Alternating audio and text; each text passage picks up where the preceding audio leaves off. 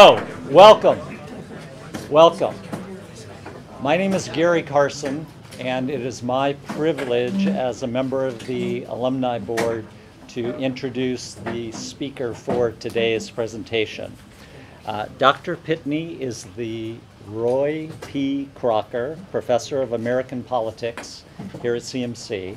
The fact that this room is SRO is, as Evan Rutter lightly pointed out, one of the benefits of a small college. Plenty of room for a small college, not as much room for a large gathering. And if anybody warrants a large gathering, it's Dr. Pitney. So I tried to familiarize myself with some of his work, and I encourage you all to do so. Unfortunately, I didn't get through his 13 pages in his Vita, or the hundreds of articles that he's famous for in writing. So I thought I would try a more economical approach, and so I emailed him asking him how he would like me to introduce him. And typical in his humility, he said, "I've been here since 1986. I have 2 children I have to put through college. I hope to be here a long time." There is no doubt that Dr. Pitney will be here as long as he wants, and we hope that's a very long time. Dr. Pitney. Yeah, because not only do I have 2 children with lots of college tuition ahead, next year I have both Maranatha High School and Flintbridge Prep to pay for. So if any of you have speaking engagements that carry honoraria, I'm down for that. Okay, so I've actually been giving variations of this talk since the 1980s. You know, what's going to happen in the next election? Occasionally I'm even right. Sometimes not so much. Full disclosure, in 2016 I went to the Ath and very confidently, systematically explained why Hillary Clinton was going to win. And the election was the next day. I had some explaining to do.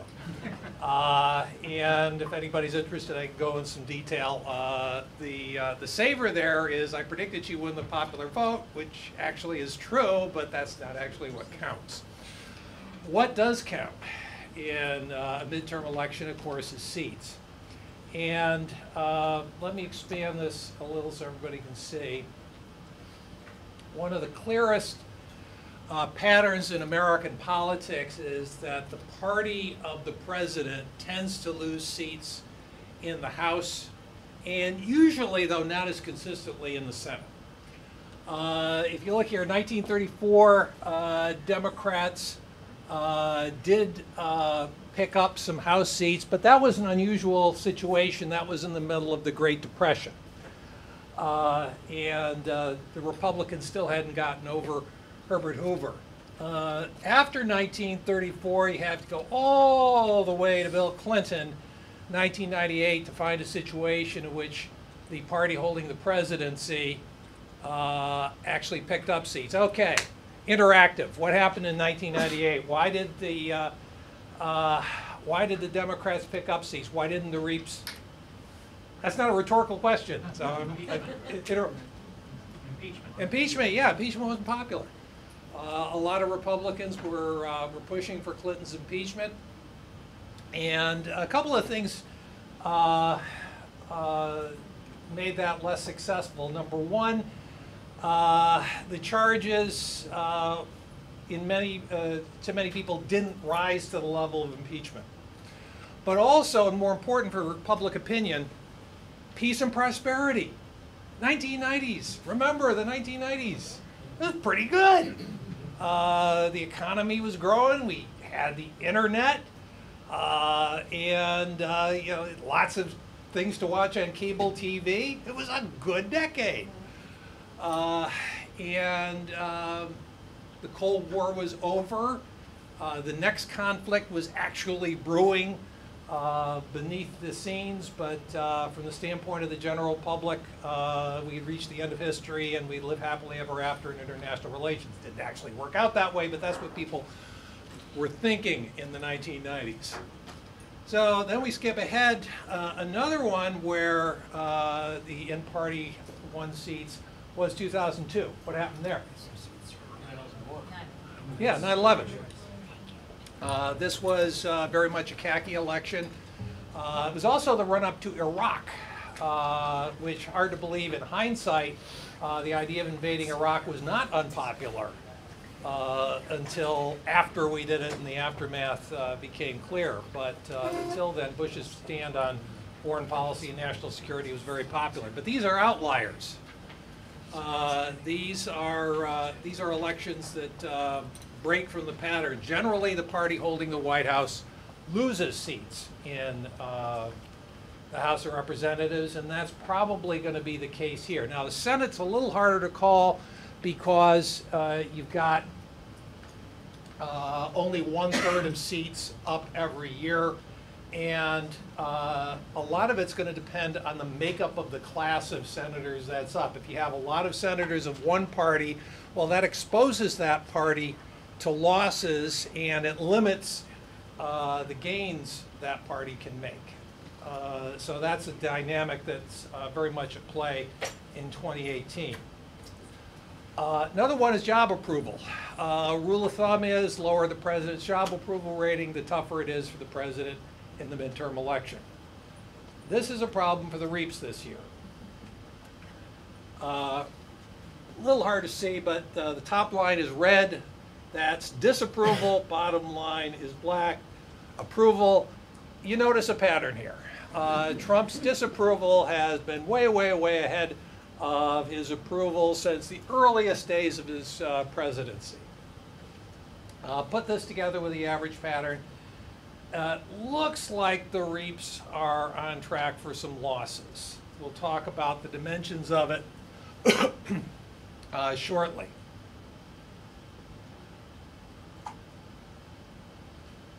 And the more unpopular the president is, the more prominent the effect.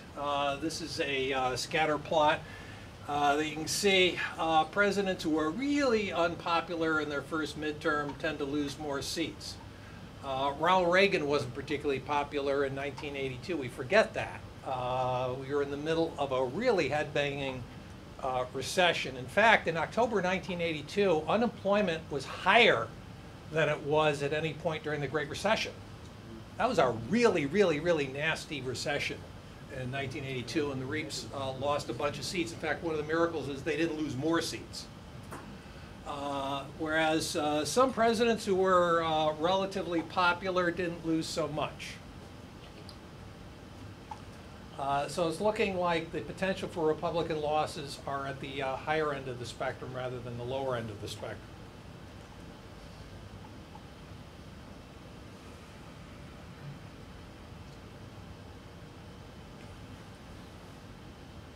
Let's look at the generic ballot. Now, this is a question that pollsters ask. In the next election, do you intend to vote for the Republican or the Democratic candidate for Congress? There are lots of problems with this.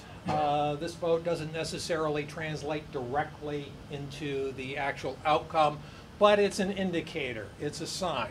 You take it together with other things and it tells you something. Okay, 42% Dem, 38.1% Reap. Republicans have done a little bit better in recent weeks, but the overall pattern indicates the Democrats are ahead in the generic ballot.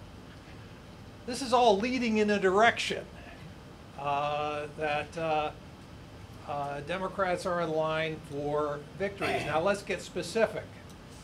This is the Cook Political Report. As you can see, race by race.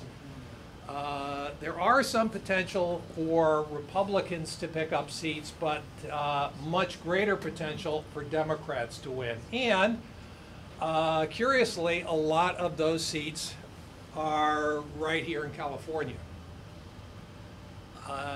There are several seats in California represented by Republicans that actually went for Hillary Clinton. Okay, I'm sure the answer to this is yes. Anybody here from Orange County? Okay, yeah, we have a few people in Orange County. Potential, there are going to be some changes in Orange County, maybe? Potential. Yeah. You got Dana Rohrabacher. Okay, Dana Rohrabacher, who has a very unfortunate nickname, Putin's favorite congressman. You don't want to be known as Putin's favorite congressman. And he's said many favorable things about Putin, and that's a really interesting race if you're into the weeds in Orange County politics. It's almost like something out of House of Cards, because he's facing a challenge not only from Democrats but from Scott Baugh. And if you know the soap opera politics of Orange County, these are guys who used to be friends and political allies, and now they're political enemies. The one saving grace for Democrats in California, at least in the House elections, is the top two system. Because you have, in the Rohrabacher race and several others, possibility that there are so many Democrats running, they're going to split the Democratic vote, and even in a district where that is leading Democratic, that in a head-to-head Democrats will win, you're going to end up with 2 Republicans on the ballot in November. That could happen in a couple of places. But that is just about the only good news for Republicans in House races in California, and if you're interested, we can talk about some of the specific races later. So all that points to potential for Democratic gains. Another one, retirements. As you can see from this chart, Republicans are retiring at a faster clip than Democrats. This is telling. Those of you who have ever worked for politicians, have worked in the House of Representatives, these guys have a certain spidey sense when something's going to happen. You know, the hair is on there. I'm really looking forward to Infinity War, but anyway. You know, when something bad's going to happen, the hair on their hands starts going up, and they know that it's time to bail out before they suffer a humiliating defeat. It's a lot more dignified to say, well, I want to spend a lot more time with my family. I mean, get real, folks. If they wanted to spend more time with their family, they wouldn't be in Congress in the first place. But it's heartening to see so much family values in Washington. So, again, another indicator that the Republicans see something really nasty coming down the road, and they don't want to be in the middle of it when it hits.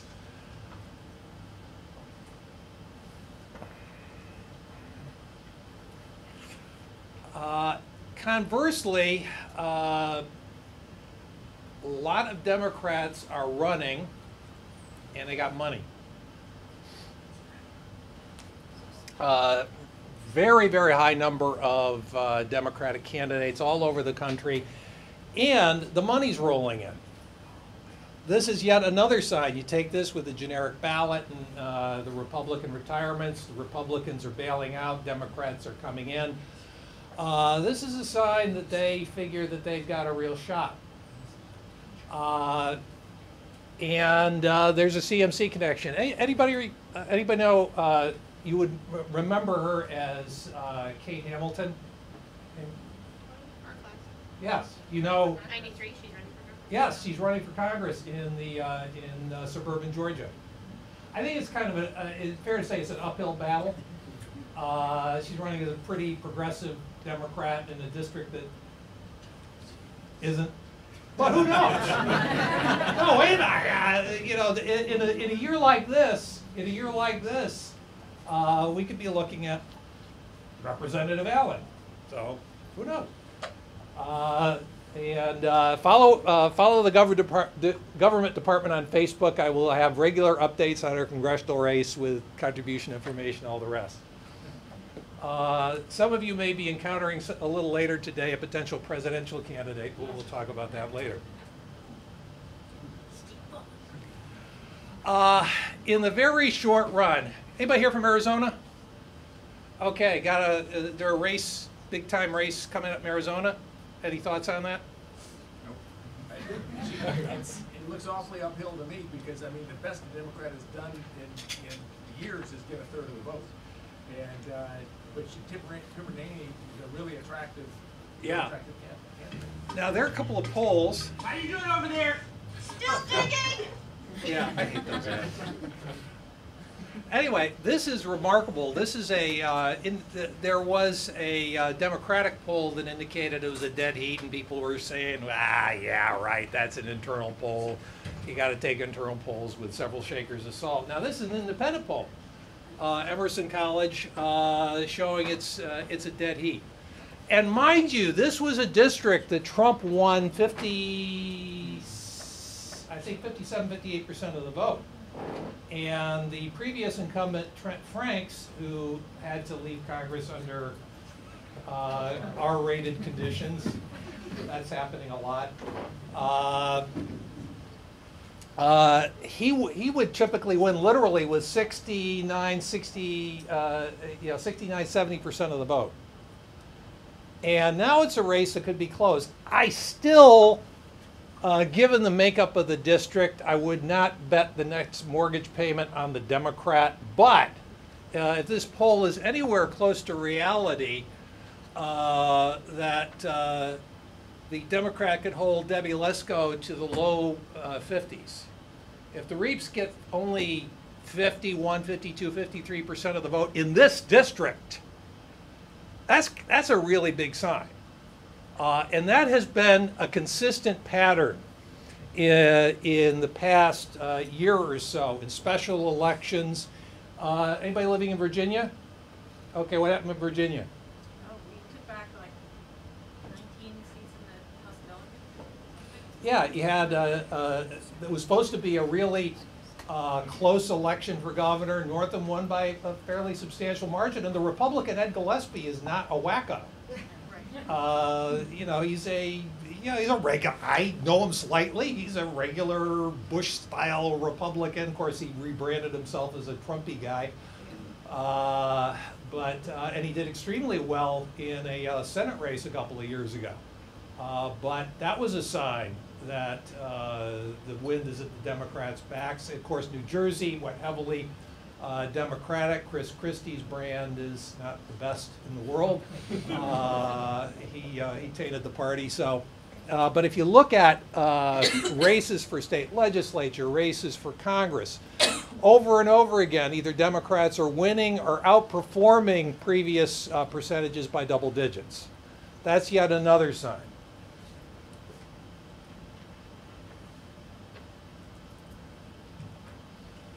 So watch that election. If Democrats come close, that will be a warning sign. If the Democrat actually wins that race, I would love to have the concession on Capitol Hill among the House Republicans for Depends undergarments. Because they're just going to need that. They're going to be in major panic at that point.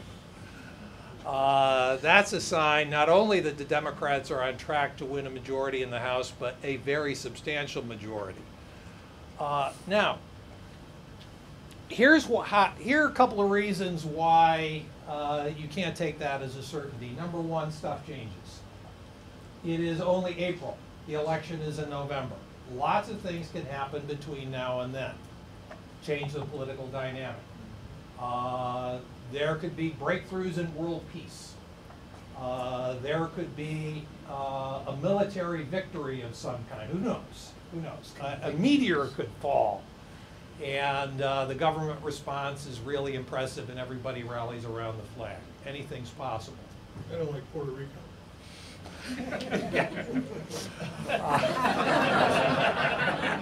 That's not working out too well.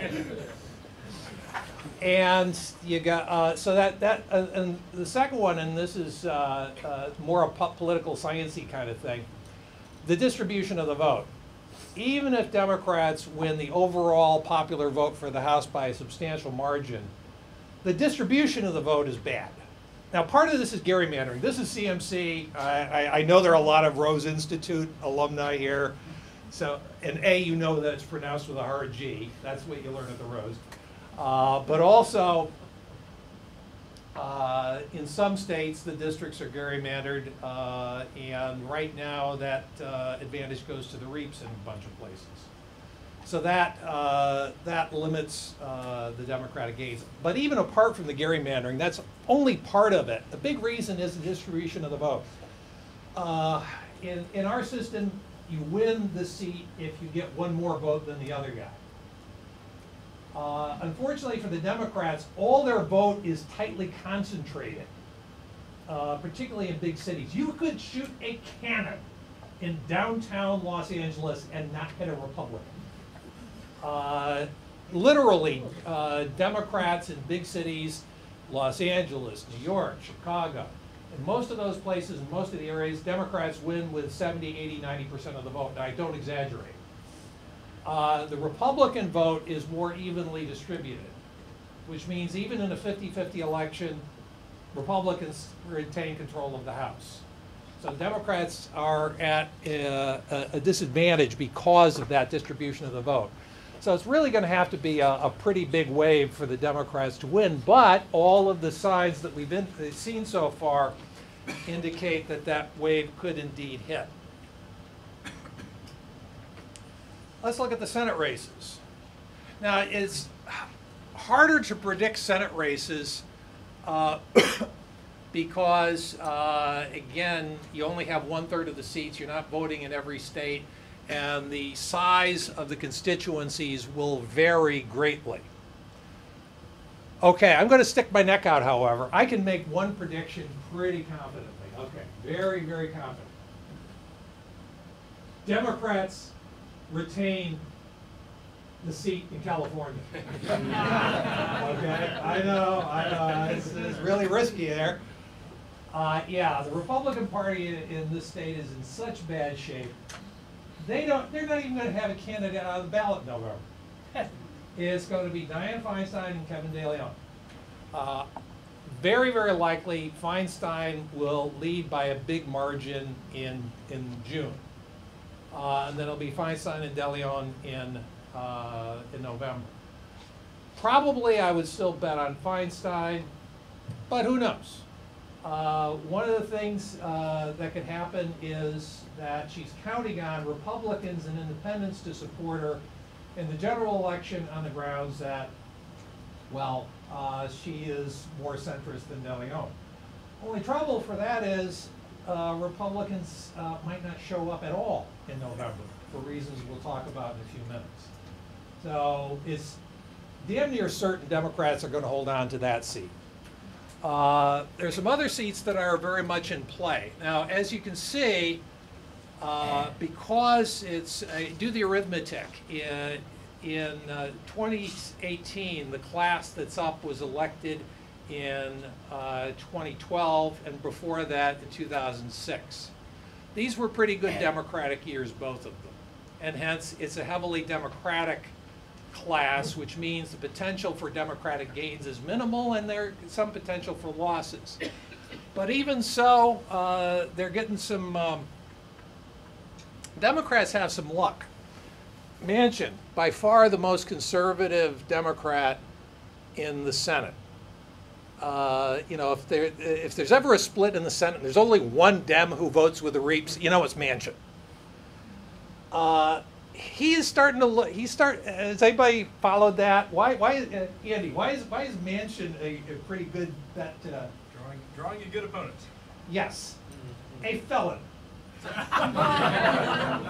Yes, it's very likely that the winner of the Republican primary will be the felon. And what did the felon do?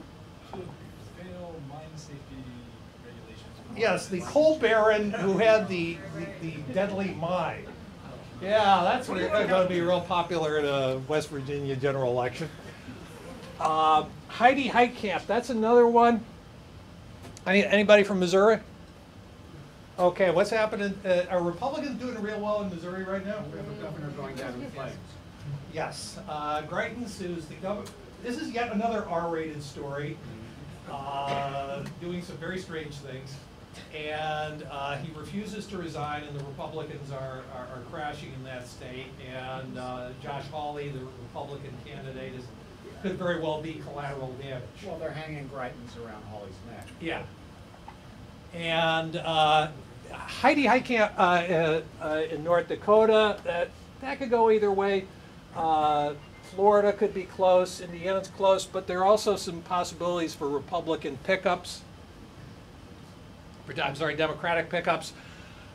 In Arizona, not clear that the Republicans are going to nominate. It's not certain that the winner of the Republican primary is going to be the strongest candidate.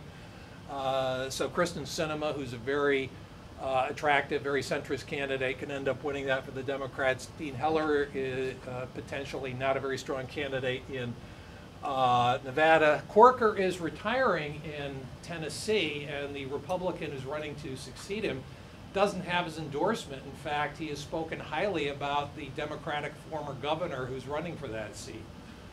So even in Tennessee, which we now think of as a solid red state, there is a real chance for a Democratic pickup. The Senate, I still wouldn't bet right now that the Democrats will pick up the Senate. I'd bet a nickel that the Democrats pick up the House. Senate is iffy, but it could happen if the Republicans keep getting some luck. Other in Mississippi, Thad Cochran, who was very elderly and ailing senator, retired. He resigned from the Senate. The appointed incumbent doesn't have a great deal of grassroots support, and in the primary she might be defeated by, well, it's actually an open primary. The guy who might outpace her is a nutcake, Chris McDaniel. I hope nobody's related to him. Who, according to the polls, could actually lose. So just like Alabama unexpectedly went down, there's an outside chance that Mike Espy, former agriculture secretary, if he draws McDaniel as his opponent, he could actually win that seat. By the way, in the race for the more uphill race, we have a CMCer in this race. Anyone know Howard Sherman? Anyone know Howard Sherman? Does anyone know Celia Ward, the actress? I know Howard Sherman, class of 77. Yeah. I know Howard. Yeah, but a lot of you, I'm sure, have heard of Celia Ward, the actress. That's her husband, and he's running for that. He doesn't really have deep Mississippi roots, but she does. So that's again, don't bet on it, but that's a possibility. Okay, governorships. Little less chance for dramatic change here in California. Again, I'm going to stick my neck out. Really going to stick my neck out. I kind of think maybe the Democrats are going to win this one. This is a weird situation under top two, where actually you'd think the Democrats would want to have two Democrats on the ballot, right? No. No, they want one of the Republicans to be on the ballot. Because if it's Gavin Newsom and Villaraigosa, number one, they're going to really go at each other really in a nasty way. And they're going to burn up a lot of money. Whereas if Newsom is facing either John Cox or Travis Allen, game over. Newsom can spend the rest of the year sipping mint juleps, and he will win with about 70% of the vote. He doesn't have to campaign or do anything. So that's that works for the Democrats at the state level. However, here's a very possible outcome. Let's say it is Newsom and Villaraigosa, and the Republicans don't get a single candidate on the ballot for any statewide office. That could very well happen. Steve Poizner is running for insurance commissioner, but he is not a Republican anymore. He's now a registered independent. It's very possible we get not a single Republican on the statewide ballot for any statewide office. What do you think that's going to do to Republican turnout? Not likely to help. Now, we don't know, we've never had a situation like this, so we can't say with any certainty, but the likely outcome is it's going to greatly depress Republican turnout, which in turn has an impact on races for Congress and the legislature. So that's the that's one possible impact. I'll leave it there because Professor Sinclair is the real expert here on the top two. So any questions on top two primary addressed to We'll bore my... you to death. Yes. And by the way, Professor Sinclair will be starting as a colleague at CMC in the fall.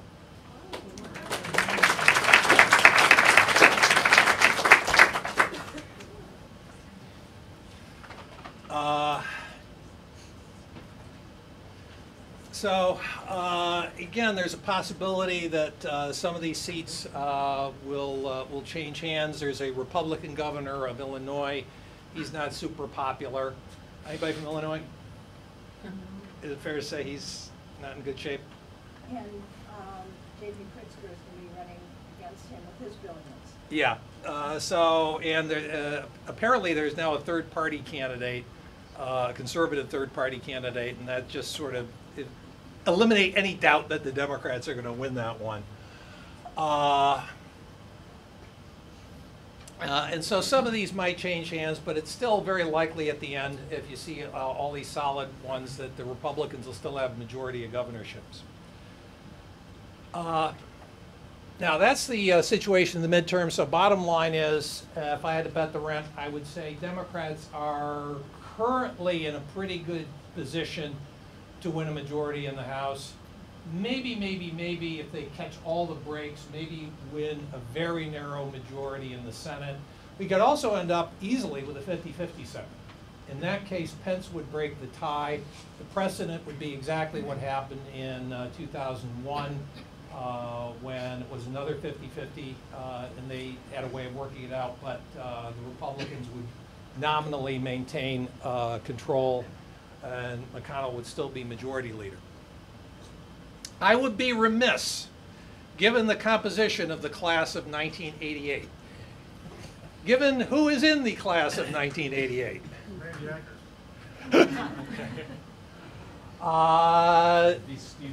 Yes, not to mention the presidential race. And why I think, and I'm in my totally objective, my absolutely objective perspective on my former thesis student. Hell of a thesis on welfare reform, but I digress. Actually, why I think Steve would be a terrific candidate for the Democrats. Number one, if you look at the 2016 election, and if you want to know about the 2016 election, there's a wonderful book written by Andy Bush, Jim Caesar, and me, that analyzes this. One of the reasons the Democrats won, they got crushed in rural areas. Democrats won big in the cities, but rural areas went to the reaps. And you also had several big states, such as Ohio, Pennsylvania, Wisconsin, that had very substantial rural areas. They went for Trump heavily. So Democrats need to cut into that. How do you cut into that? Well, maybe with somebody with a record of appealing to rural voters. Well, guess what? Of the 10 most rural states in the Union, what is the only one with a Democratic governor? Montana. There used to be two, Jim Justice in West Virginia, but he switched. Justice turned Republican this past year. You need somebody who is, on the one hand, moderate enough to appeal to a general electorate, but progressive enough to hold on to the Democrats. Steve is a champion of campaign finance reform, took a case to the Supreme Court, and I don't think most Democrats would ultimately have a deal-breaking problem with his positions on the issues. You need somebody, you want to draw a contrast with Trump. Maybe somebody who really knows the issues. I guarantee you, Steve, at very least I could absolutely swear to his knowledge of welfare reform. Because he wrote about it in his senior thesis. He knew about it when he was an undergraduate, and he's dealt with it as governor.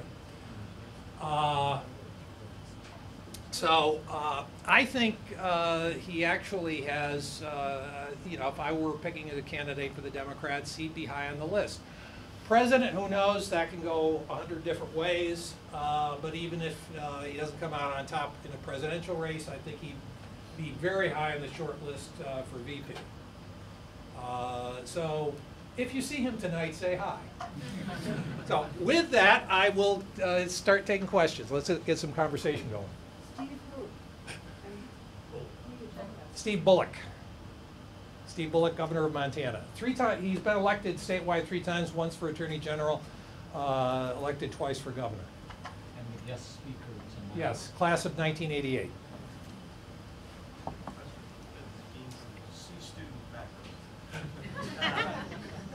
Yeah, that's right. Some of us live back in your class. Would you share, so you talked about, hey, you missed the 2016 election, assuming what was going to happen.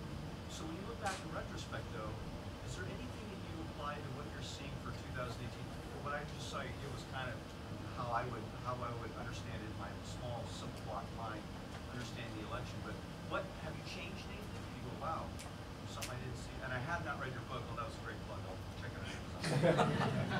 Well, number one, keep understanding the limits of state polling. One of the reasons why so many people got 2016 wrong, and I'm included in that, is not recognizing the limitations of polling in some of the key states. In some of the key states, the polling was crappy. The national polling was right on target. If you look at the comparison of the national polls with the popular vote outcome, is right on the money. And the political science models, which predict the popular vote, they were right on the money. The trouble is, the popular vote is not what chooses the president. It's the electoral vote, and that's where you have to go to the states. And so that's where that's where some surprises came in. As far as the polls go, they were probably undersampling people in the rural areas who ended up going heavily for Trump. And the pollsters are correcting their models to take that into account.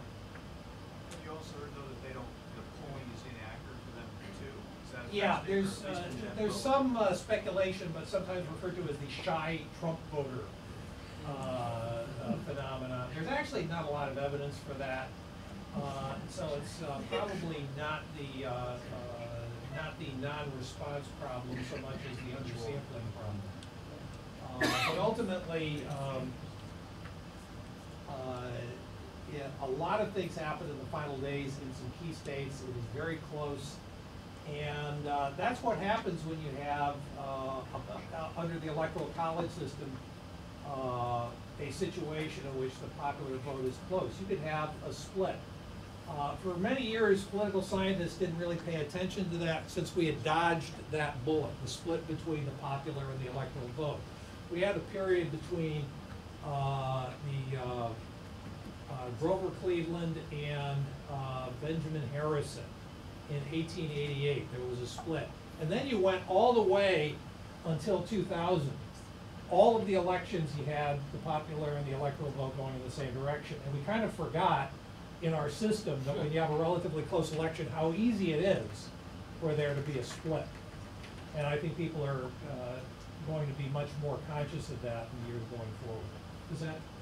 Well, so what did you take away from that, though? I mean, if you had to do it for a living, if you're a predictor, what did you learn from 2016 that can be applied to the midterm? Make sure you make sure you get a good sample of rural voters. Okay.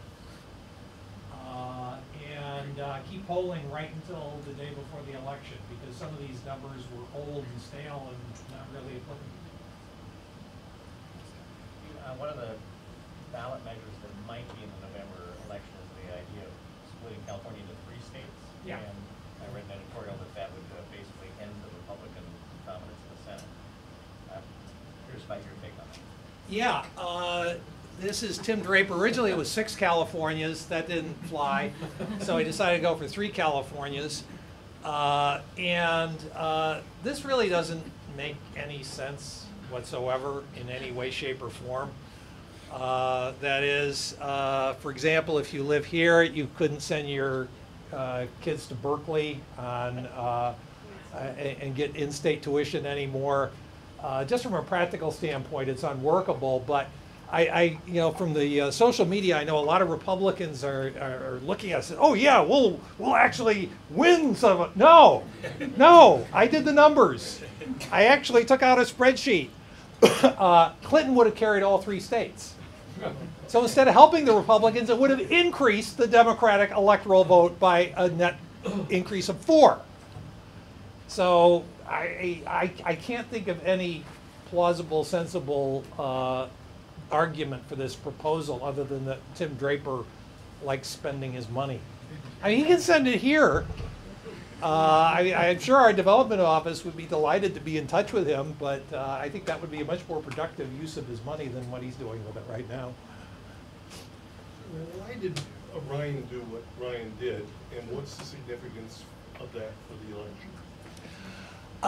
Well, he's Speaker of the House and he's sick of it. It's not a fun job because no matter what you do, you're going to get beat up. If you pass a huge tax cut, the conservatives are still going to beat you up. If you support Trump, the press is going to beat you up. Trump will beat you up no matter what you do. So it's just a miserable job. And he's still young enough to make a gazillion dollars doing something else.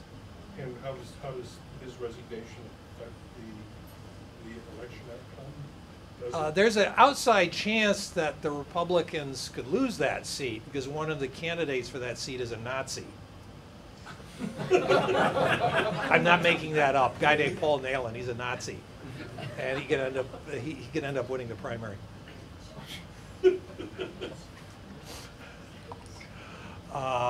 So that, you know, that's a small negative. There's a lot of division in the Republican Party over his succession. He endorsed Kevin McCarthy to succeed him. But remember, the selection of the next Republican leader or minority leader, more likely the latter, is going to be up to the newly elected members, of whom there will be fewer. And the seats that the Reaps are likely to lose are the more mainstream seats that would support McCarthy. So there would be a real opportunity for somebody a lot more conservative, like Steve Scalise or one of the Freedom Caucus guys, to do that. So I wouldn't say it's a lock that McCarthy will hold on to that chair. Yes.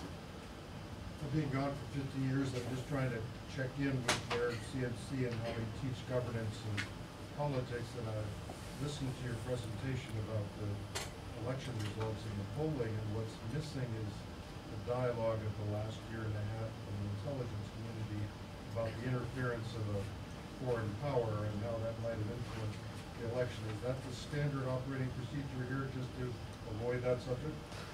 If you read the blog, I blog about little else. I just go with what I'm hearing. No, in this one, it's possible that the Russians are going to be interfering in this election. However, as far as the direction of that interference, we just don't know yet. We don't know what they're doing in 2018. They're likely to do it. Now, in 2016, and again, something we've talked a lot about very extensively in my course, particularly last semester in politics and journalism, that the intelligence community is pretty unanimous that there was considerable Russian interference through Facebook, and we showed some of the Facebook ads that the Russians put up. And one of the things they did was not so much trying to get people to vote for Trump, but they engaged in a subtle form of vote suppression. That is, ads against Clinton. The question is how much impact this had on the election outcome. And the answer is there's no good way to answer that question. Retrospectively, months after the election, you can't know for sure how many votes were changed by the Facebook ads. Probably greater than 0, and given how close some of the states were, And given that the Russians targeted a lot of the social media ads at those states, possible it could have had some outcome, but measuring it and saying it, the outcome with any certainty, you just can't do it. What impact could the proposed Chinese tariffs have on the fall election? If they go through and if the retaliation goes through, that hurts farmers and that hurts the Republicans in the Midwest. And that pushes the Democratic gains toward the higher end of the spectrum. I think that's most likely. Kathy. Hi, Dr. Kathy. Good seeing you pieces. Healthcare reform. Yeah. I was impressed that you wrote that 25 years ago. I was just wondering if And Mike wrote his, the greatest World War II novel ever submitted as a senior thesis. Or economics or anything I've done in the rest of my life. But yes, thank you, sir. I'm just wondering if you think there's any hope of mainstream, moderate, sort of Jack Kemp Republicans coming back and what that would take to happen. I mean, I'm sort of a lost sheep up in Washington State. There's really no good Republicans to vote for. And I'm just wondering if you think that's even possible at a national level or at a state level? No. Okay. Seriously, that's why I quit the party. Seriously, no? That's why I quit the party. I know. Okay. How about a Peter party? That's a good question. That's why I didn't join the other party either. That's what I suspected. Yes. I wanted to just make one comment with maybe a different trend and then ask a more complex question. The different trend is from Minnesota, where I'm from, and we've got a real challenge in terms of Democratic governor who's completed his term, and it's going to be a very tough battle with Tim Pawlenty coming back. So it's going to be very interesting, or somebody else. So that's one. The other going the other direction, and also same thing with Senate, and also one of the House seats. So it's going to be that's Minnesota, where that trend is going. So I wanted just to add that to the trends. But my question is a very complex question, and that is, if it comes out that that the Democrats win, and Trump is possibly going to be impeached, it seems like there may be some evidence that the vice president was in some of the meetings and denied whatever went on. So there's potential for him to be impeached as well. So the discussion about McCarthy or about what happens, and I just have wondered if one of the reasons Ryan is staying on all the way to the end is because there's a potential that the Republicans will intentionally impeach to get rid of Trump and Pence after the election is over. The reason, this is not a little... This fraction is important to remember. Yeah, really. Yeah, but the Democrats, the question is, who would they be stuck with? And so I wanted to ask you about that potential and whether or not that impeachment could take place in that time before the new Congress is elected. Okay, first of all, thing to remember, again, Gov 20. In the House, it takes a majority to impeach. If the Democrats take control of the House, I think it is entirely plausible that they will move to impeach. But remember, Bill Clinton was impeached, and his approval ratings went up. But it takes they can't impeach. 2/3 vote to remove. But they can't impeach in that time period. Well, you can impeach anytime. Yeah, but you're saying the Democrats win, but they're not in power until January. Right. So in that time period, wouldn't the Republicans vote to impeach? I seriously doubt you would get a 2/3 vote. Number one, they're not going to, it's hard to see how Republicans vote to impeach because they have to face their own voters who are still very pro-Trump. Republican approval of Trump is in the realm of 80%. If you're a Republican politician, those are your people. Very unlikely that they're going to buck that primary electorate. But the key thing is, again, it takes a 2/3 vote to remove a president from office. Never happened. Came close. Those of you who took my Congress class, read Profiles in Courage, remember the case of Edmund G. Ross of Kansas and Andrew Johnson. Even there, it fell just short. Really, really hard. I suppose you could imagine a Mueller report that would be so devastating, the evidence so clear, the offenses so grave, that Republicans would shift, maybe. But then again, remember what Trump himself said, I shoot somebody in Fifth Avenue. Yeah, I mean, that's, that might not be too much of an exaggeration. So I think the possibility of impeachment in the House with a Republican majority is extremely remote. Democrats could end up impeaching him, but the possibility of a conviction and removal in the Senate, extremely unlikely. I suppose, again, it's the level of uncertainty involves what's in the Mueller report. But even there, not certain that it would happen. And again, there's obviously there are all kinds of scenarios spun out. This is political science fiction. There's the 25th Amendment. Anyone follow Designated Survivor? Fans of that show? The showrunner, by the way, is a Pomona alum. I don't know if any of you know that. Aditya Sud, who's yeah. But again, in the real world, don't think it's not going to bet on it. Yeah, thanks. What are your thoughts on the likelihood of what Eric Holder and Barack Obama are doing on the gerrymandering issue? Is that going to have any effect, and if so, when in their lifetime? Well, I think the most likely outcome for rolling back gerrymandering is in the courts. We've already seen some of that in Pennsylvania.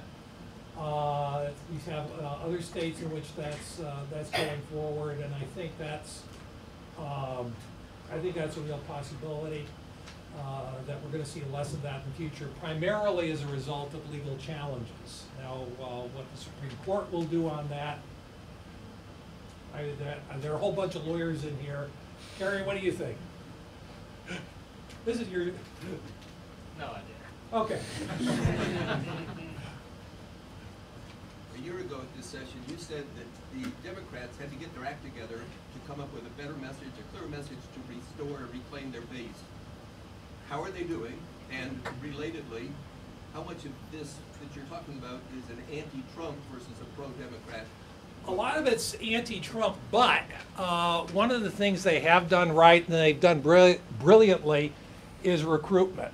They are recruiting some very, very, very strong candidates throughout the country. Connor Lamb was one example of that. That was somebody who was perfectly suited for that particular district. One of the things you're seeing over and over again in various districts, veterans. Sometimes that works, sometimes it doesn't. In Missouri, Jason Kander was a terrific candidate, still fell short.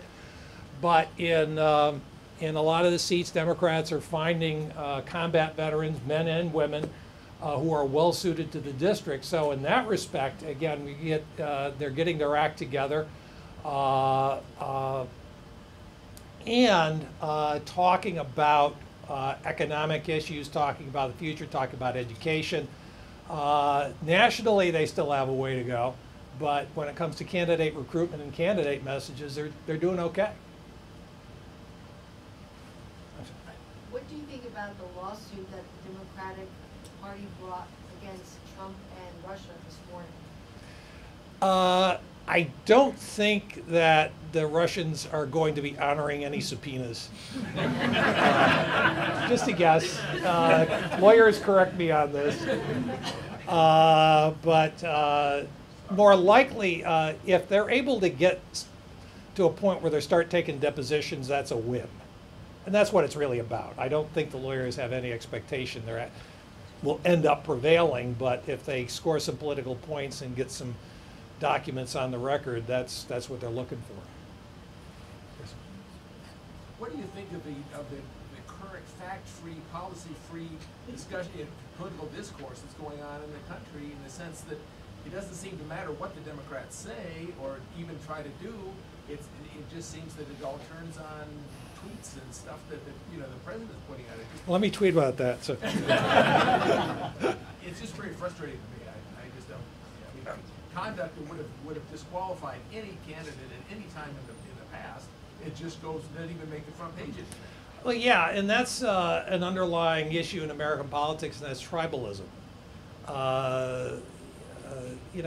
I came up in the 80s. I worked in the campaign of George H.W. Bush, and I was there for his inaugural, and his inaugural said, "This is the age of the outstretched hand." And he worked with Democrats. Reagan, 1981, he passed his economic plan. Well, we forget he's passed his economic plan in a democratically controlled House. And when you look at a lot of things that happened in the 1980s, it involved both parties. Social Security reform in 1983, which raised taxes and cut benefits. And you had Republicans and Democrats shaking hands on that.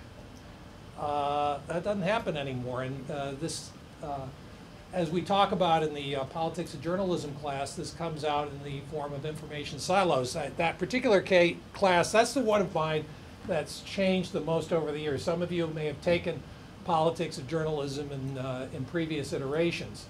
Totally different since the 1980s. You didn't have Fox News, didn't have MSNBC, certainly didn't have social media. And it's easier than ever to crawl into an information cocoon and just reject information that doesn't comport with your previous predispositions. And that's a heck of a problem, and I don't know what the answer is. Yes, sir. Professor, it used to be conventional wisdom among politicians of both parties that it's the economy's stupid. The chart that you have there suggests that in off-year elections, the economy is relatively trivial, or does the conventional wisdom actually work in presidential elections, or if the president is popular but it's an off-year? I mean, somehow the economy should factor into the elections, and yet you haven't mentioned a word about it, implying or suggesting that it really doesn't matter. It's really amazing that, your point is extremely perceptive, that in previous years there was a reasonably close relationship between the economy and presidential job approval. In fact, I have known many senior theses that have studied that very issue. Here we have, just think about the current state of the economy. GDP is growing. We have basically full employment. Unemployment is about as low as it can go, literally. You're always going to have 2-3% of people between jobs, but it's, things are pretty darn good. The stock market is soaring, and yet Trump is in the 40s. In the normal presidency, the president would have an approval rating in the 60s. So that's one of the unusual and extraordinary aspects of politics today. Some of it is polarization. You have people of one party are simply not going to support a president of the other party no matter what. And some of it is unique to Trump. In future, when political scientists do various kinds of formulas, there's going to be a dummy variable for Trump. And I'm not calling Trump a dummy. That's a technical term. But, other presidents and Trump. So yeah, it's a very unusual time that the approval rating is as low as it is, given how good some of the economic indicators are. I understand that, but what's interesting is that your analysis up to this point has been based on more long-term behavioral dynamics, and so are you saying that if Trump were better liked as a person, then the economy would be a much more important factor in the election? If we were in the alternate universe of a President Rubio or a President Kasich, I think the Republicans would be doing a heck of a lot better. And yeah, there would be a closer relationship between the state of the economy and presidential approval and the party's standing. you know, it's a midterm, and the in party is going to lose seats, but it's probably going to, the effect is probably going to be much more severe because of disapproval of Trump. Thank you. Christiana. Doesn't that cut the other way though? I mean, I'm Democrat here. I don't actually have a lot of hope for this because if the economy just keeps singing along, nothing Trump does matters. We keep him to the side. So if people at home don't have a reason to change their representative, then I'm not sure why Democrats are expecting a large gain just because his approval rating is so low, because it doesn't seem to matter. Nothing matters, but he does. To quote Saturday Night Live. The flip side is the disapproval. You have Democrats who are really jazzed. Republicans aren't as enthusiastic. Democrats are highly motivated. They're going to turn out to vote. They turned out to vote in Pennsylvania. They might turn out to vote in heavy numbers in Arizona. They're turning out candidates. The contributors are writing, sending. I have to get away from this 1980s formation. I keep saying writing checks. They're making online donations. That's how it happens these days. So I think that's a large part of it too. It's the aversion, and I think the aversion is much stronger with Trump than it would be for a more conventional Republican. There'd be some of it there, obviously, with any Republican, but this is unique. Is that? Yeah. Yeah. Yeah. You know, this observation that the economy is an important factor. I think that's a distortion. People voted their pocketbooks, and their pocketbooks reflected the economy. And that's not true anymore. The whole last 10 years has been different. So while the GDP numbers, the economy, the stock market, all that stuff is at new highs, there's no real income growth or average income growth for 90% of the population. So the distribution of the benefits of the economy have changed dynamically in the last 15 years.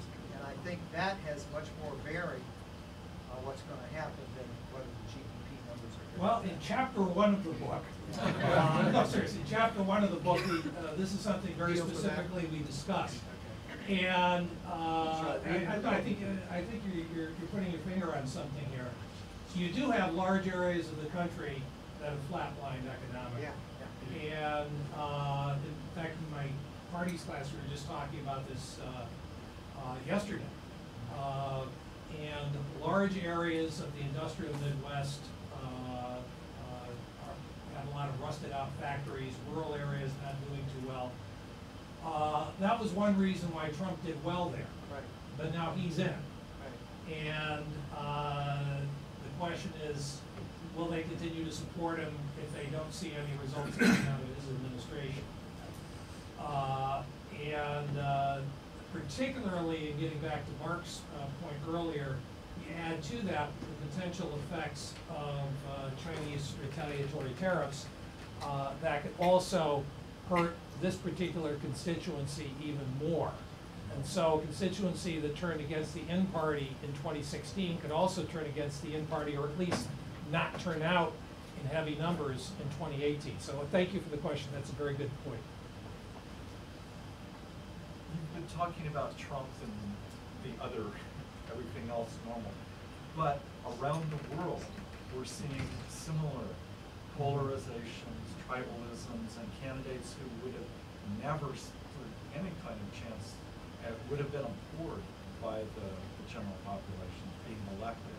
So how unique is it actually, or is it part of a global trend? Well, it's funny you mentioned that. There's a good article in Foreign Affairs magazine just within the past week. An anonymous Latin American observer said, "We've seen this movie before, just never in English."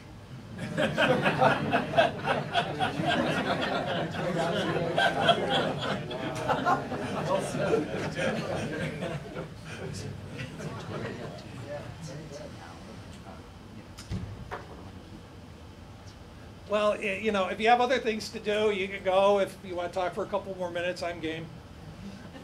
So why don't we take 3 more questions?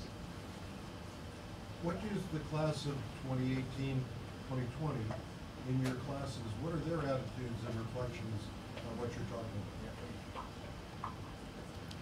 A lot of interest, and one of the things, this is unique when, you know, a lot of you guys were in my classroom.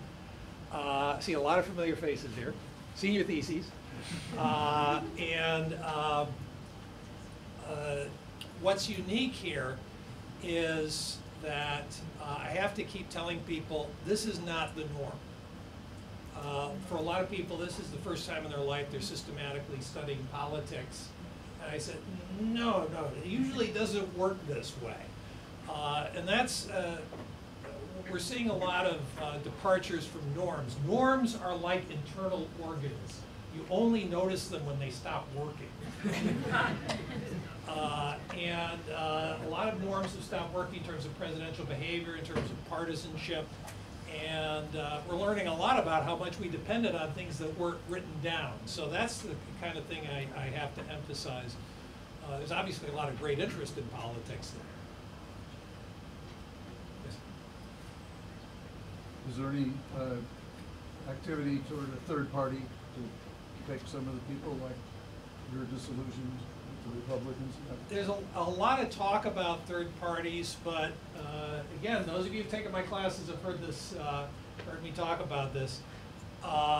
Very hard to start in the United States, given campaign finance, given first past the post systems, given ballot access. Here in California, again, I'll defer to my colleague on top two. Is top two friendly to third parties? No, and they're very grumpy about that.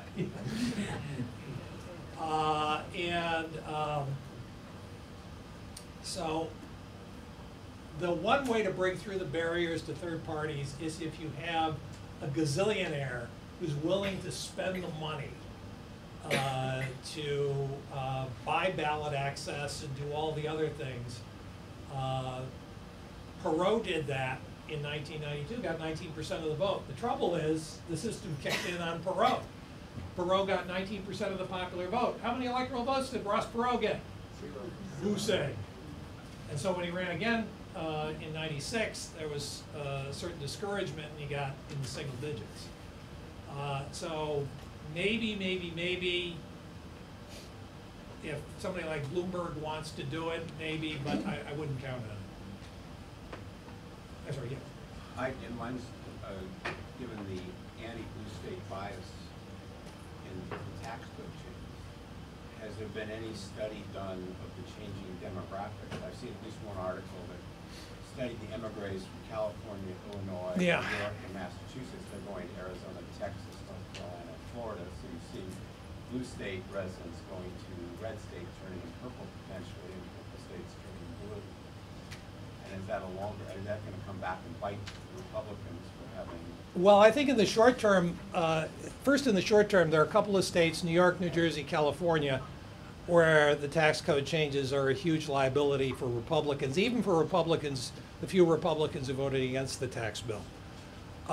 So that's number one. Number two, I think, yeah, the outflow is a problem. California, within the United States, has long had a net outflow of population. California has gained population because of births and immigration from other countries.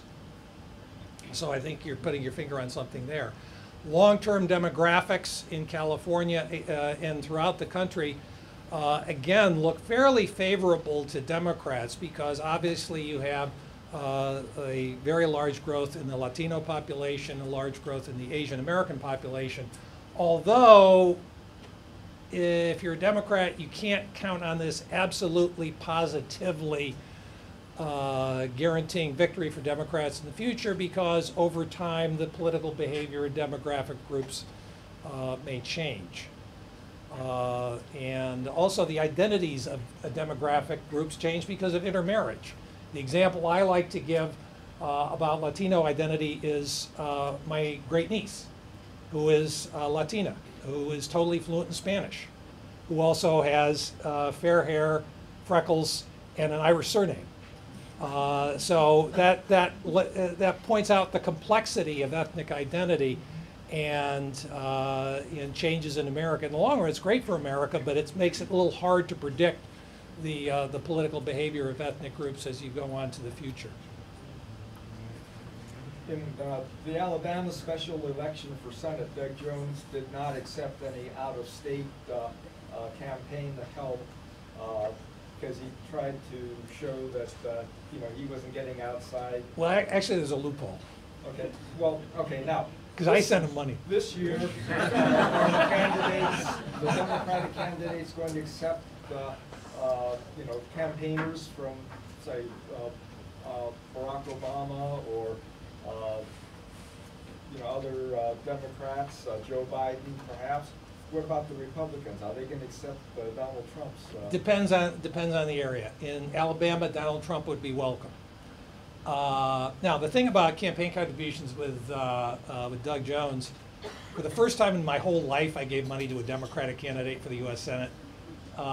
With the approval of my wife, we had a long talk. I said, do we really want a child molester to be elected? No. So we're giving to Doug Jones. You clicked on the link, you gave money to Axe Blue. And that was kind of the cutout. Now, I very strongly suspect that he will not have Elizabeth Warren and Nancy Pelosi campaigning for him in Alabama. Maybe Biden. Biden has a somewhat different reputation, but I think he's a smart guy, and he knows that there are a lot of Democrats who'd be toxic, and they understand that they're toxic in Alabama. Nancy Pelosi's a really smart person. She's not going to go there and mess it up.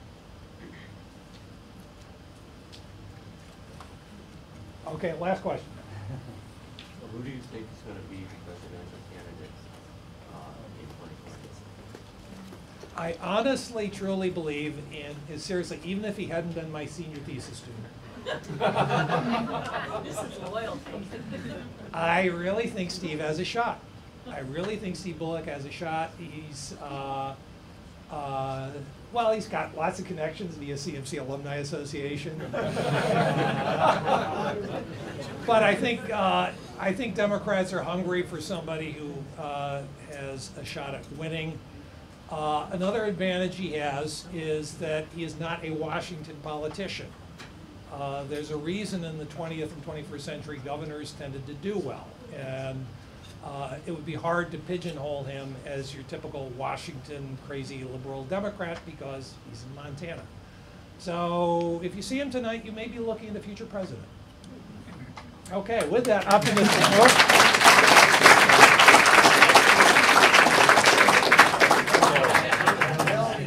Thank you all for attending.